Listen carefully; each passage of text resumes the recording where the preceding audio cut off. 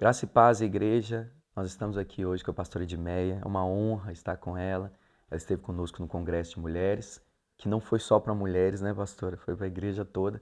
Nós somos edificados e a gente sente, assim, uma felicidade muito grande em você ter convivido com a gente, estar aqui no nosso meio. Nós estamos aqui na casa da pastora Janete e Edmeia teve um tempo aqui com a gente.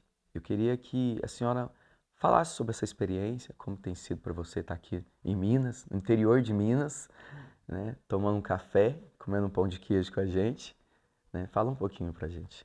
Graça e paz a todos vocês que estão, por acaso, ouvindo aqui esse bate-papo. Eu ando por aí. Eu ando tipo a sunamita, eu vivo no meio do meu povo. Então eu vivo nos interiores, nas capitais, maiores capitais, nos menores subúrbios e com muita alegria. Eu já vi muito pregar em Coronel Fabriciano, na igreja presbiteriana. Me lembro do tempo do pastor Simonton, comecei a ver isso, pastor Simonton de Araújo, que hoje ele fundou a missão da Praia da Costa em Vila Velha, no Espírito Santo. E por causa disso, uma vez eu vim pregar aqui em Timóteo, mas eu creio que foi na igreja presbiteriana. Tem muitos anos isso. Eu cheguei aqui de noite, preguei e voltei. Então eu não me lembrava da cidade assim. Mas foi uma alegria, é sempre uma alegria muito grande estar no meio dos meus irmãos, onde quer que esteja. Se é igreja e eu sou convidada ali para levantar a palavra, eu recebo isso como um privilégio, porque ninguém é digno de pregar essa palavra eterna. Ninguém é digno de ser levantado diante da Assembleia dos Santos, né, para ser o porta-voz do que Deus quer dizer. Eu gosto muito de uma frase que Cornélio diz para Pedro: fizeste bem em vir. Agora nós estamos todos aqui esperando o que Deus te mandou dizer. Então, eu sempre me vejo como alguém que está diante de Deus e diante da Assembleia dos Santos para entregar a mensagem que Deus quer para aquele grupo. Então, para mim é um privilégio, porque ninguém merece isso. Isso faz parte da graça de Deus. Glória a Deus, glória a Deus. A gente se sente como aqueles discípulos ali quando recebi os apóstolos, sabe? Então a gente receber você, nosso coração fica queimando, porque a gente sabe como é difícil, né? Hoje essa logística toda para encaixar na agenda, igual a senhora tinha falado. E foi emocionante para nós, assim, para todo mundo que estava ontem na igreja. Eu tenho certeza que você que estava lá presenciou isso, né? E uma dessas pregações da senhora mais envolventes, acredito que foi a de ontem, que a senhora contou um pouco do testemunho de vida, sobre essa história de vida que para nós que não conhecíamos foi muito marcante ali. Porque às vezes a gente está diante de uma pessoa e quando essa pessoa se abre para nós e conta a sua história, a gente começa a ficar mais íntimo dela, conhecer mais essa história do Evangelho com cada um de nós, porque é muito importante que a gente veja que todos têm uma caminhada com Cristo de dificuldades também, né? Igual a gente tinha conversado. E eu queria que a senhora falasse um pouco, eu sei que é pouco tempo que a gente tem, mas falasse um pouco dessa história de conversão, de conhecimento de Cristo, de viver Cristo, e de toda a sua formação, da sua história no Rio de Janeiro, para quem não sabe. E conta para nós um pouco como começou, né, como que foi assim esse nascimento, até chegar até o nascimento espiritual, né, que é conhecimento de Cristo. Olha, é muito simples, o Evangelho é simples, a Bíblia é simples, a palavra de Deus é simples. Jesus Cristo era tão simples e é tão simples que até as crianças queriam chegar perto dele. E criança só vai se a pessoa não for chata. Né? Então eu vejo essa simplicidade, essa facilidade, Deus vencendo barreiras, quebrando sofismas para chegar até nós. Ele não teve mais como dizer, ele entregou o filho. É o grande exagero do amor de Deus. Entrega seu próprio filho para dizer: aqui, tá vendo como eu te amo? Aí João diz isso em Deus amou o mundo de tal maneira que deu seu Filho unigênito. Não existe outro ser criador que não seja Deus, o nosso Deus. Não importa, ele deu alguns princípios. Um princípio de Deus. Um homem com outro homem são dois homens. Uma mulher com outra mulher são duas mulheres. Mas um homem com uma mulher formam uma só carne. Portanto, todas as vezes que um homem se deita com uma mulher, ele entra numa legalidade que Deus criou. E ali Deus pode trazer uma vida. Porque homem nenhum faz um filho. Mulher nenhuma faz um filho, mas Deus é que faz. Mas ele respeita o princípio que ele criou. Ele gosta de trabalhar conosco. Então ele podia ter feito cada um, mas ele botou a semente no corpo do homem. E ele criou, quando fez a mulher, um berço no ventre da mulher, que é o útero. Então, quando o homem joga a sua semente, ali Deus pode trazer uma vida. Essa vida não foi o homem que deu, é Deus que traz. Olhe, tem uma palavra. Por exemplo, quando ele diz para Jeremias, Jeremias, antes que eu te formasse, no ventre da tua mãe, eu te conheci. Quer dizer, toda a eternidade. E antes que saísses da madre, eu te consagrei e te constituí profeta das nações. Portanto, quando Deus está nos tecendo ali no ventre da nossa mãe, ele está, na realidade, tecendo um corpo para nós que viemos de muito tempo da eternidade com ele. É ele que determina. Ele sabe o que ele quer de nós, para que está nos criando. Ele coloca os dons necessários ali, que são 7 dons que ele tem, que ele distribui. Profecia, serviço, ensino, exortação, dar ou contribuir, presidir e misericórdia. Então, ele prepara você para aquilo que ele quer. Mas você vai ter o direito de dizer, não quero. Mas você tem. Então, é o seu direito de escolha. Deus não cria ninguém para ir para o inferno. Deus não cria ninguém para ir para o céu. Ele quer que todos sejam salvos. Está escrito lá em Ezequiel 18, 23, que o desejo de Deus é que todos sejam salvos. Então, quando eu nasci, era contra a vontade do meu pai, era contra a vontade da minha mãe, era contra a vontade da esposa do meu pai, era contra a vontade da família da mamãe, dos meus irmãos, de tudo que quando eu nasci, meu irmão mais velho tinha 21 anos. Então, era contrário a toda a família, da parte de pai, da parte de mãe. Não existia no planeta Terra uma pessoa que desejasse o meu nascimento. Mas Deus disse, estou mandando. E acabou. Então, se Deus faz isso, ele está dizendo, deixa comigo, que eu sou responsável. Ora, imagina se o Deus Todo-Poderoso que criou todo o universo, visível e o universo invisível, se ele é responsável para mim, a prova está aqui. Estou eu aqui. Ninguém queria, ele disse, mas eu quero. E acabou. Então, eu cresci assim num ambiente religioso. Porque meu pai era protestante, minha mãe era católica, carola e tudo mais. Então, foi muito difícil. Depois, eu fui interna em colégio de freira. Eu fui organista no Colégio das Mercês, em Salvador, Colégio Nossa Senhora das Mercês, lá na Avenida 7. E eu fui, assim, sempre no cristianismo. Mas cristianismo, assim, protestantismo, catolicismo. Mas eu sempre tive um amor muito grande por Jesus Cristo. Né? Até o dia que eu estava morando já no Iraque. Eu achava que eu era crente. Eu sou crente. Eu não bebo, eu não fumo, eu não danço, eu não vou à boate, porque na minha família era assim, crente, eu não fazia nada disso. Mas a minha verdadeira conversão se deu quando eu estava no Iraque. morando no Iraque, em Basra, exatamente Ur dos Caldeus.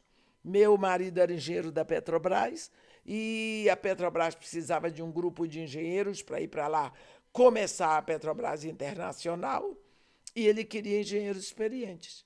Então, meu marido foi com a família. Então, nós fomos para lá, ele era gerente de apoio da Petrobras Internacional, gerente de manutenção, transporte de material, embora ele fosse engenheiro de perfuração. E foi lá, observando uma pastorinha beduína que passava na frente da minha casa todos os dias para levar o rebanho dela para pastar no cemitério muçulmano, que Jesus Cristo falou comigo. Falou comigo e eu disse para ele, eu vou fazer tudo o que o senhor quer, só que me leva de volta para o Brasil. Eram 3 anos e meio, nós íamos ficar 5. Aí, isso foi no final de julho. Começou setembro, no dia 22 de setembro, estourou a guerra Irã-Iraque e nós tivemos que ir para o Kuwait. Ficamos no Kuwait um tempo, depois França-Brasil. E quando eu cheguei no Brasil, primeira aquisição foi uma Bíblia e eu fui para a igreja que eu estava acostumada com o culto de língua inglesa, porque o papai não era brasileiro. Então, o culto de língua inglesa para mim era culto. Na minha cabeça, Deus entendia melhor quando eu fazia tudo em inglês. Aí eu permaneço nessa igreja, não é? E houve a minha conversão. Então, eu sei o que é ser crente e o que é ser discípula de Jesus Cristo. Porque Jesus Cristo não mandou ir de fazer crentes, ir de fazer evangélicos, não. Isso pode até ser uma deformidade do mandato de Jesus. Ele mandou fazer discípulos. Um discípulo de Jesus Cristo, ele pensa como Jesus Cristo, ele enxerga como Jesus Cristo, ele quer como Jesus Cristo, ele sonha com Jesus Cristo, ele entrega a vida por Jesus Cristo. Não é um evangélico, não é? Então, essa tem sido a minha vida desde o meu encontro verdadeiro com Jesus. O que está acontecendo na igreja hoje é que não se prega mais o novo nascimento, não se prega arrependimento, não se prega santificação. E aí vira um engano, porque o plano de Deus para nós não é salvação. O plano de Deus para nós é santificação. A Bíblia diz que ele nos escolheu em Cristo antes da fundação do mundo para sermos santos. Então, como que eu vou ser santo? Como que nós vamos ser santos se nós não somos salvos? Então, ninguém pode nos salvar, a não ser Deus. Então, ele vem, ele nos salva para sermos santos, não é? Então, esse tema ao Senhor pertence à salvação. Eu gosto muito disso, porque é a oração de Jonas, capítulo 2, no versículo 9, ele diz, ao Senhor pertence a salvação. Esse é o versículo que norteia todos os maiores congressos de evangelismo da história da igreja. Ao Senhor pertence a salvação. Só Ele pode salvar, porque Ele é o único que não é perdido. Então, morto não pode salvar morto. Perdido não encontra perdido. Então, é a Ele que pertence a salvação. E Ele me salvou para eu ser santa. E desde o início da minha verdadeira conversão, que veio muito forte o meu chamado para pregar a palavra de Deus. Eu não sou uma evangelista, eu não sou pastora, não sou. Eu não sou apóstola, não sou. Eu não sou... eu sou... O meu ministério é o ministério de ensino. É o ministério de profeta e mestre. É simplesmente palavra. O meu negócio no reino que Deus me chamou é simplesmente pregar e ensinar a palavra de Deus. Por isso que eu não faço apelo. Esse negócio de apelo é outra coisa que eu não entendo, eu nunca vi. Eu creio que o apelo vem no coração de quem ouve. O primeiro sermão de Pedro, quem fez o apelo foi o povo. E agora, o que faremos? Não é? Eles sentem o coração compungido. Eu gosto de terminar de pregar e ver as pessoas pensando, chegando à conclusão. Esse negócio de muito aleluia, grita daqui, dali, dali. Mas quando a palavra de Deus, ela toca o coração, a pessoa, ela vai pensar, o que eu estou fazendo? Como é que eu estou? Não é? O que está acontecendo? Porque a palavra de Deus, o autor de Hebreus diz que ela é viva e eficaz. E ela é mais cortante do que qualquer espada de 2 gumes.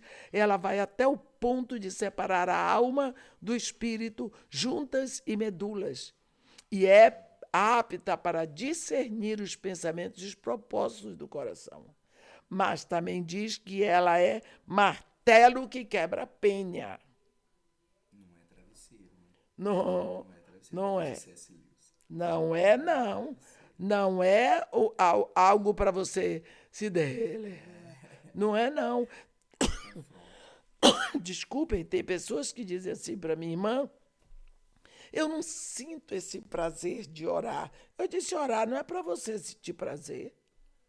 Orar é uma arte. Orar tem que ser treinado. Você ora porque você precisa. Assim como você come porque precisa, você trabalha porque precisa, você ora porque você precisa. Não é Deus que precisa da nossa oração. Nós é que precisamos orar a Deus. Então, a minha conversão vem por aí. Quer dizer, eu não nasci num lar espírita, nem por lado de pai, nem por lado de mãe, nada. Mas era o cristianismo do lado da mamãe, que para mim era um cristianismo atrapalhado, porque misturado com quem já morreu, tudo que é santo que já morreu e não ressuscitou. Então, aquilo para mim é muito difícil. Né? E ontem nós tivemos com a senhora ali mais de 1 hora de pregação, foi incrível. A igreja inteira com muita atenção. A gente estava assim, extasiado mesmo. E se fosse 2 horas, 3 horas, a gente ficava ali te ouvindo. Olha, deixa eu dizer, ovelha de Jesus Cristo, ela quer a grama de Jesus Cristo. Ela quer a grama, o alimento de Jesus Cristo. Você pode ter certeza. Se não tiver outra coisa, ela fica. Mas se ela é de Jesus Cristo, ela quer a palavra. Na Alemanha, ano passado, eu preguei durante 5 horas. 5 horas. Ninguém saiu. Todo mundo ali. 5 horas. No final, meus pés doíam, eu tirei o sapato e continuei. 5 horas. Eu prego, às vezes, 3 horas. Palavra de Deus, o povo fica. Abobrinha, o povo se cansa. Verdade. Mas palavra de Deus, ovelha de Jesus Cristo fica. Eu lhe digo. Pastora Edmeia, ontem a gente soube de uma história a respeito, né, do Morro, a respeito do projeto social que você tem com crianças, e a Guardiões da Fé está se voltando para isso. Nós estamos expandindo o templo, não para igual a gente conversou antes aqui desse momento, para engordar, né, para ficar inchado, mas a gente quer que a Guardiões da Fé seja uma igreja que faça diferença na comunidade, que seja relevante. Que não seja apenas uma igreja de eventos e de congressos para as suas ovelhas, né? Nós não queremos entreter o povo de forma alguma, nós queremos mudar a nossa comunidade. E quando nós ouvimos a senhora falar sobre esse testemunho ali do Morro, eu queria que a senhora falasse um pouco dessa história, para a gente terminar e caminhando para o final, e falasse de uma experiência muito marcante para você com essas crianças. Eu trabalho com crianças também, sou professor de ensino fundamental 1, e eu comecei a dar aula muito novo, com 15 anos, e eu amo ensino fundamental. Eu acho incrível Eu dou aula num colégio, né, particular e já dei aula em projetos sociais também. E assim, eu me senti muito mais próximo de você quando você falou dessa questão das crianças e desse envolvimento musical com eles ali. Me conta um pouco sobre esse projeto e sobre uma experiência que você achou muito marcante na sua vida com essas crianças. Olha, eu é muito fácil. Deus colocou esse trabalho no meu coração logo no início do meu ministério, porque quando eu fui fazer um curso de liderança cristã no Instituto Haggai em Singapura. Quando eu cheguei lá no segundo dia, eu recebi a notícia que meu marido tinha morrido no Brasil. Meu pastor e minha filha ligaram. Então, naquela hora, eu chorei muito, eu tive muita pena dos meus filhos, porque uma viúva não chora só a viuvez, ela chora a orfandade dos filhos. Meus filhos estavam sem o pai. E naquela hora eu fiz um voto a Deus, ali na secretaria do Instituto Haggai, em Tanglin, em Singapura. Não é? Eu disse, Senhor, eu sei que eu não preciso fazer votos, mas se eu fizer, eu vou cumprir. Eu quero, neste momento, fazer um voto, entregar a Ti o que eu tenho, todos os meus momentos, até se completar meu tempo na terra, até que eu morra. Todos os meus minutos, todos os meus dias, eu nunca mais quero casar. Eu não quero mais marido. Eu quero que meu tempo seja dedicado total, exclusivamente para o reino. E eu lhe peço hoje que o Senhor me dê o privilégio de trabalhar para envolver crianças pobres, desprezadas, rejeitadas, esquecidas, como eu fui. Negras também, não é? Que eu possa plantar, ser o canal para plantar Jesus no coração delas, como Jesus foi plantado no meu, não é? Então, quando eu voltei de Singapura, eu comecei. Eu fui para frente da praça do Morro Dona Marta, lá em Botafogo, no Rio de Janeiro, e comecei a brincar com as crianças lá. Eu levei o violão, eu cantava com eles, eu tocava, eu levava lanche e nós começamos ali. Foi as crianças que me levaram para dentro do morro. O meu objetivo é plantar Jesus, plantar a palavra no colégio de crianças, mas principalmente no coração delas, alertando que não foi seu pai que lhe fez, não foi sua mãe que lhe fez. Quem lhe fez foi o Pai, que é seu Pai, que é Jesus Cristo, que fez você, que Ele trouxe você aqui. Ele lhe deu tudo que você tem, você é inteligente, você sabe desenhar, tudo Ele deu é para você crescer para Ele. É Ele que lhe ama. Você é um pacote num projeto de Deus que Ele fez. E outra coisa que eu faço muito é abraçar muito as crianças. Abraçar. Porque normalmente, criança pobre depois sai do ventre, recebe a tapa. Então eles precisam de toque, mas toque maternal, toque de carinho. Tanto que lá, na casa de Marimata, todas as moças que trabalham são mães. E elas sabem que tem que abraçar a criança. Abraçar, tocar. Então, nós tocamos muito criança. Nós dizemos que eles são lindos. Único teste para entrar é que seja bonito. Então, a coisa é, traga a criança que eu quero ver se é bonito. Se for bonito, fica. Se não for, então chega, olha, é lindo, pode ficar. Entende? São todos lindos. Não tem nenhum que seja feio. Porque a criança precisa ouvir. Criança precisa ouvir que ela é linda, que Jesus Cristo está no coração dela, que o Papai do céu quer que ela seja assim, assim, assim, assim.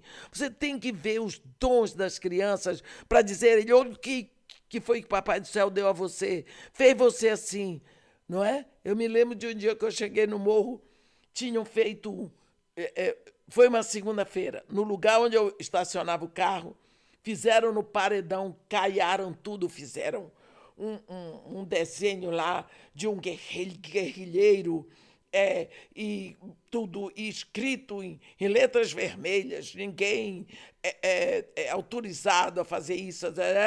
Aí botou embaixo, não sei que artigo dos direitos humanos, direitos com letra bem grande, e eles estavam se olhando. Eu fiz de propósito, fiquei olhando e disse: meus filhos, que eu chamo todo mundo de meu filho, pode ter o revólver do tamanho que for, meu filho, porque Jesus me mandou ali para amar.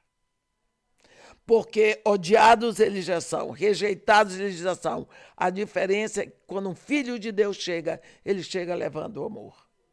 Então, quem foi que pintou isso aqui? Ah, foi o Diarreia, e era o cara do... Eu disse: menino, que maravilha. Você sabia quem foi que lhe deu esse dom? Foi Deus. Sabe quando ele lhe deu? Quando ele estava fabricando você no ventre da sua mãe, que foi Deus que fabricou, não foi seu pai, não, porque seu pai não sabe fazer você. Então, olha, eu vou dizer para ele: meu filho, eu já estudei tanto. Se você me pedir para desenhar o chapéu daquele guerrilheiro, você depois não vai saber se é um bujão de gás, uma panela de pressão. Você não vai, porque eu não sei fazer. Mas você nasceu com o dom. Deus lhe deu esse dom. E ele deu esse dom porque ele quer que você desenhe para ele. Mas me diga aqui, quando você vai acabar esse desenho? Não, tia, eu já acabei. Eu disse: não, você botou o artigo dos direitos ali, humanos. Precisa fazer outro ali, botar o artigo dos deveres humanos. Porque, meu filho, onde tem direitos, tem deveres. Você esqueceu dos deveres? Só tem o direito? Vai pensar nisso. Deus te abençoe. Não esqueça que esse dom foi Deus que lhe deu. E você aí, qual é o seu dom? Ah, tia, não, tia, ele é bom de cozinha. Então, Deus lhe fez. Fui falando de dons para eles. Assim, desse jeito. Tem tantos que se converteram, tem tantos pastores, tem tantos ministros de louvor. Eu tenho fisioterapeutas, tenho arquitetos, tenho jornalistas, tem tudo, saiu de lá. Você chega na UPA dali, todo mundo que trabalha na UPA foi da casa de Maria e Marta. E meu trabalho é dentro da favela, só com crianças dali. Mas a moça, você pediu para dar um exemplo, vou dar um exemplo só. Que ela hoje, ela é Edmeia lá dentro, porque eu fico por fora trabalhando para poder levantar o sustento. Por exemplo, eu chego amanhã lá de manhã, eu vou fazer compra para casa de Maria e Marta. A compra não sai por menos de R$8.000. Não sai. Porque são 3 refeições por dia, mais de 70 crianças. 3 refeições. E bota todo o material de limpeza. E os salários todos, porque eu não trabalho com voluntário. Eu não tenho ajuda de governo. Então, isso tudo tem que ser levantado. Esse é um dos problemas da agenda. Porque se eu tenho 4 finais de semana para levantar o sustento. E eu não cobro. Então, eu tenho que estar aos pés de Jesus Cristo para ele levantar, para ele mandar a igreja que abra o coração. Porque o problema não é o dinheiro da igreja, é o coração da liderança. Às vezes não se abre. Ele estabelece: não vamos dar tanto, porque a gente precisa de tanto. Tem uns que ainda dizem assim: não vamos chamar porque ela não cobra. Tem uns que ainda dizem assim: mas eu não tenho problema, porque o projeto não é meu, nem deles, é de Jesus. Entende? Então, se eu não abrir os olhos, eu também não posso ser tão... Eu não posso ser idiota, eu tenho uma responsabilidade. Então, essa menina fica lá. Eu tenho uma turma excelente. Excelente. Essa moça já está comigo lá há 32 anos. Ela era assim. E eu ia abraçar, que eu gosto muito de abraçar. Ela era coisa. Eu disse: você não aceita o meu abraço porque hein? Eu disse: não, vai aprender a abraçar. Comigo vai aprender, que todo mundo se abraça. Eu só sei que ela foi se soltando. Eu aprendi ali a psicologia prática. ela sofreu abuso quando foi. A gente discerne qualquer criança que está sendo abusada pela prática. Qualquer criança que sofreu abuso. Ali. Coisa. Ela se prendia assim. Hoje ela vem, abraça e tudo mais. Quer dizer, eu vejo o ganho, eu vejo o progresso. Ela é uma filha para mim. Não é porque ali todo mundo é meu filho. Até o pessoal que carrega as armas. É tudo meu filho. Entende? Porque se você não leva... Você representa Jesus. Você é para ele Jesus visível, Jesus palpável, Jesus possível. Eu me lembro, eu fui acusada lá no morro, que eu estava subindo o morro para dar comida a bandido. Sabe por quê? Eles vieram para mim e disseram, tia, a senhora não arranja uma comida para a gente, porque a gente não está conseguindo vender nada. Teve uma época, eu dizia, olha, as crianças comem até 1h da tarde. Depois disso pode vir, trago as panelinhas de vocês. Traziam, eu botava de tudo, dizia, agora vamos orar. E na oração eu pregava o evangelho. Eu orava, mas era uma oração que eu pregava o evangelho para Jesus Cristo ouvir. E era aí que eles ouviam. E a gente abençoava e ia embora.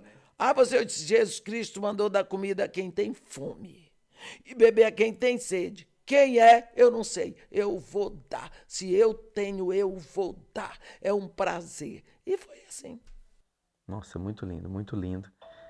E o evangelho é isso, pastora.